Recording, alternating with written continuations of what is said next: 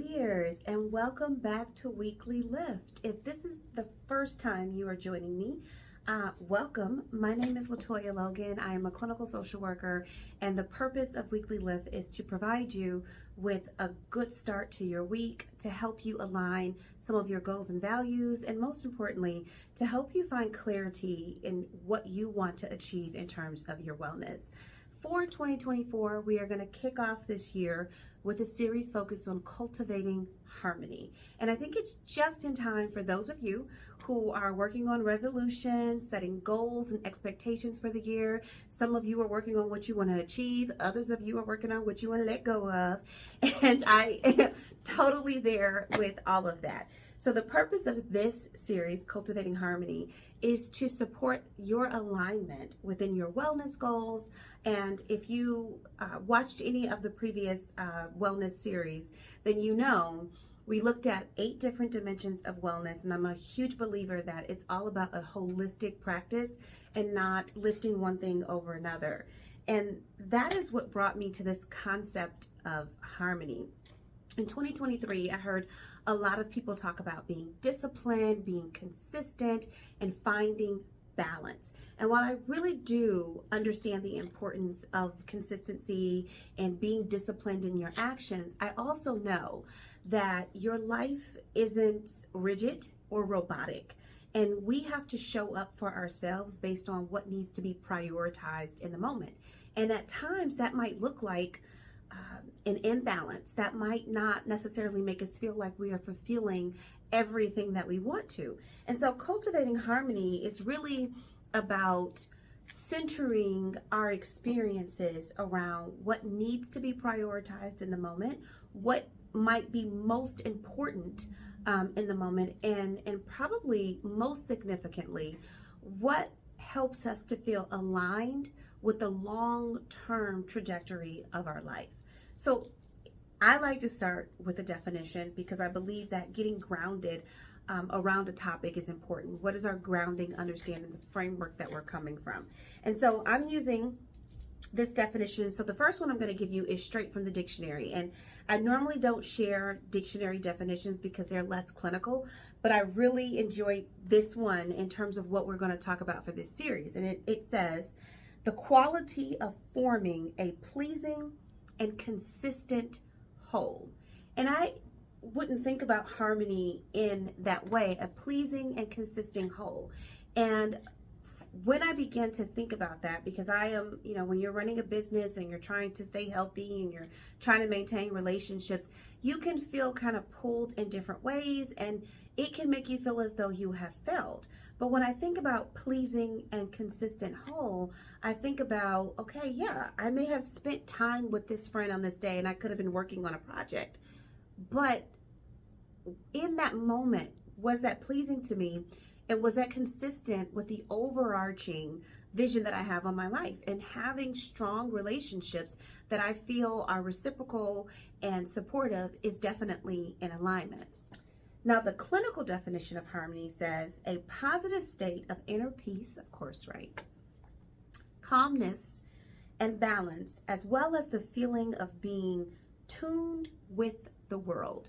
And tuned with the world is not simply that you are engaged with the world, but that you are responding to signals, that you are paying attention to that instinct within your body, that you are listening to that inner voice that you have that's telling you go or stop. Being in tune is about an agreement. It is really about understanding where you want to go and allowing yourself to feel your way into the best decisions. And that can be difficult for us because we're logical thinkers. We always talk about what separates us from the animals is our capacity to think. But I believe that we have an over-reliance on trying to think our ways out of problems, and we don't really stop to feel our way into situations or out of situations.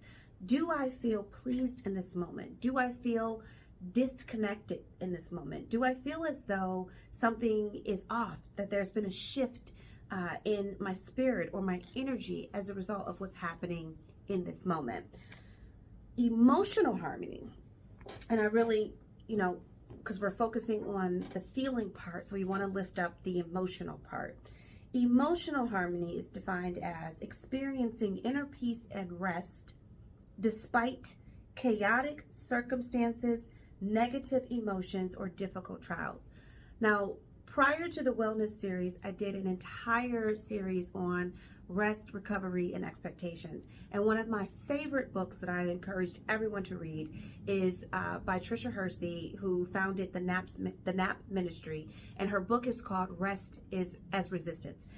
I love this book because it challenges us to think about productivity very differently, and for us to lift up the idea that rest and recovery is a necessary and productive activity for us to engage in. So I love that this definition of harmony connects back to rest as an important feature in our goal achievement or pursuits.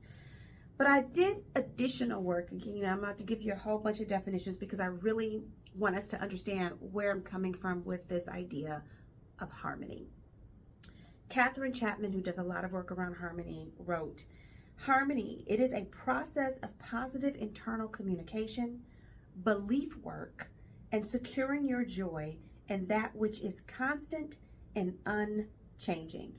And what I love about this is that it is an internal communication, a belief work.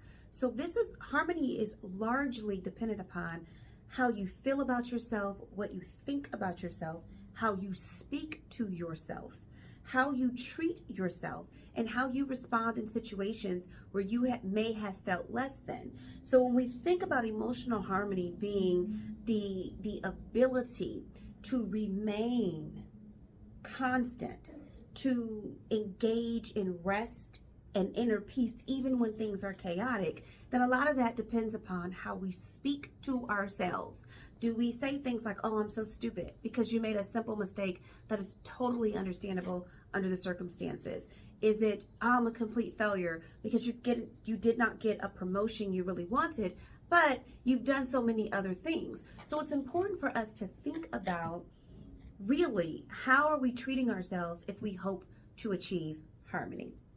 Harmony is a choice. It isn't something that's gonna just develop, and it isn't something that is, once you get it, it just stays. It is an active choice that you have to make every single day to treat yourself with kindness, to extend grace to yourself, to acknowledge when you have made great strides in progress, and to allow yourself to rest and recover when you need to do so. Cultivating harmony is an intentional act. It's an intentional effort. It requires us to say to ourselves that it isn't about an achievement, that it isn't necessarily about more money, but it's more about, how do I feel every single day, moment to moment, in the activities or the relationships that I am choosing to engage in. And that can be difficult, because that might mean that the interaction, the person, the people, the places that we're interacting with are not serving us, or that we are not in the right place. So harmony isn't always about looking outward saying, "Okay, well, what's wrong with this over here?" It could be that we have to look inward and think about, why are we where we are? Was this a decision, or did we just end up here? And if we just ended up here, how do we get back in alignment with our overall goals, or our overall vision, or the intended impact we are hoping to have? Cultivating harmony requires us to engage in self-awareness, to understand our own emotions and our own triggers. Now, it bothers me when people say, "Someone triggered me." No one triggered you. You were triggered because you have work to do with your own experiences, your state, emotional state, your mood, your understanding and self-identity, and even in some cases, your self-worth. So cultivating harmony is about being aware of the things that you might be insecure about, the things that trigger you, that you do have control over to manage and to regulate. The second thing about cultivating harmony is forgiveness. And we start with forgiveness of self. So allowing ourselves to sit in that self-awareness and identify where we think we went wrong, what we could have done better, what we are maybe experiencing shame about, what we may be afraid to share, and extending forgiveness to ourselves that you're a human being having a human experience, and there are going to be moments where you don't hit this expectation that you have for yourself. But that doesn't mean that you're not in harmony or unable to achieve harmony. It just means that you may need to prioritize differently in the moment to get the outcomes that you're really looking for. And finally, which is one of my favorite things, I think with my clients yesterday, this is the first session of the year, and I think I talked to each of my clients about conflict and how we have such a negative perspective of the word conflict. It's all negative, it's all bad. And I really challenged them to think about how the avoidance of conflict is creating a lack of harmony in their life. When you are silent when you should speak, when you are minimizing your emotions, when you should fully express them, when you are in a state of denial and repression, that can't result in harmony. And so conflict serves a purpose in moving us forward in achieving alignment with the vision that we have for ourselves. So conflict avoidance versus constructive conflict is how I want you to evaluate conflict moving forward. Are you avoiding conflict because you just don't like the discomfort of it, because you are afraid the person will leave or you will lose an opportunity? Or are you engaging in constructive conflict where you are expressing yourself in a calm manner, fully, you are being honest, you have considered others' perspectives, but you are just asserting what you need in the moment. And sometimes that is, I have recognized I'm not doing what I need to do. And so this conflict is necessary for me to understand how this is impacting you. This episode is called No Resolutions 2024. And the reason we're not doing resolutions is because most resolutions people completely give up on, not even midway through January. Resolutions often do not consider the totality of your life and your experience. We create them in a vacuum. We sit down and we write, I will work out 5 times a week, even though we know we're working 2 jobs and that may not be possible.